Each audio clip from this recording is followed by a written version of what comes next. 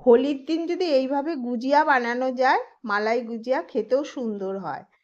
যে কোনো লোককে দিলেই সুন্দরভাবে খেয়ে নেবে। আমি এখানে 2 চামচ ঘি নিয়ে নিলাম, নিয়ে 1 বাটি সুজি ভালো করে ভেজে নেব। বেশি লাল করব না সুজিটা, লাল করলে দেখতে বিচ্ছিরি লাগে। লো আঁচে আমি এভাবে কিছুক্ষণ ভেজে নিচ্ছি। দেখুন খুবই সুন্দর লাগে। এইভাবে পুরটা বানিয়ে নিচ্ছি। এবার গুঁড়ো দুধ 1/2 বাটি দিয়ে দিচ্ছি, দিয়ে ছোট এলাচ গুঁড়িয়ে রেখেছিলাম সেটা দিয়ে দিলাম, দিয়ে ভালো করে নাড়াচাড়া করে নেব। দেখুন খানিকক্ষণ নাড়াচাড়া করার পর ওর মধ্যে চিনি দিয়ে দেবো পরিমাণ মতো, যে যেরম চিনি খায় সেরম দিয়ে দেবো। আমি বেশি মিষ্টি দিইনি এটা। দেওয়ার পর চিনি দিয়ে কিছুক্ষণ নাড়াচাড়া করে নেব।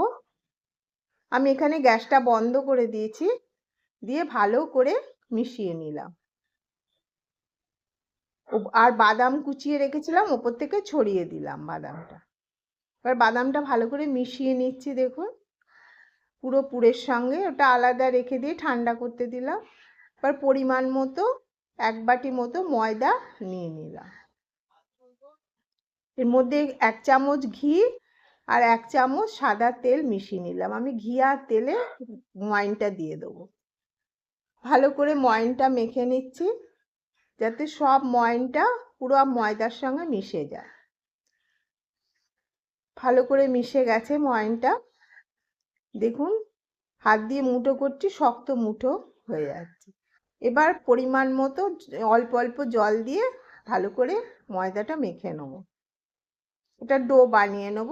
বেশি পাতলাও করব না ডোটা, আবার বেশি শক্তও করব না, মিডিয়াম রেখে নেব। এইভাবে একটু একটু জল দিয়ে ডোটা বানিয়ে নিলাম, নিয়ে একটা চাপা দিয়ে দেবো, নিয়ে 10 মিনিট রেখে দেবো।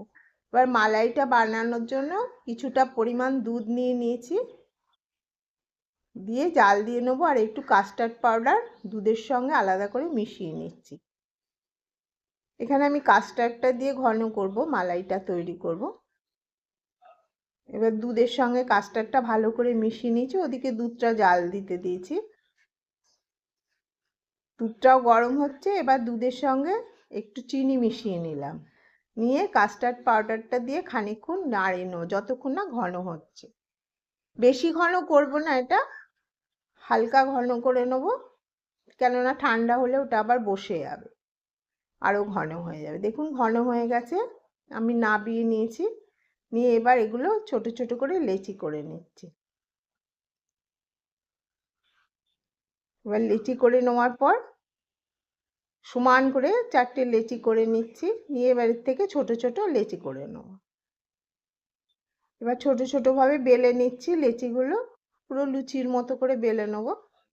যেহেতু ময়ান দেওয়া আছে আমি আর অন্য কিছু তেল টেল দিইনি। বেলে নিলাম, এর মধ্যে পুরটা ভরে নেব।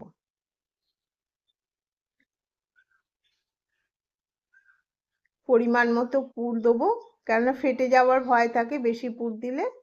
এবার ভালো করে মুখটাকে চেপে চেপে বন্ধ করে নেব। এবার ওটা একটা ফোক দিয়ে ভালো করে চেপে দিয়ে দেবো।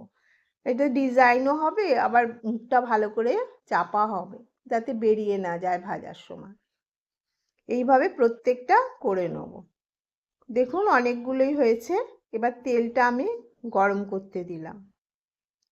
বেশি গরম করব না তেলটা, দিলে পুড়ে যাবে আর ভেতরটা ভালো করে সে হবে না, ভাজা হবে না, কাঁচা থেকে যাবে।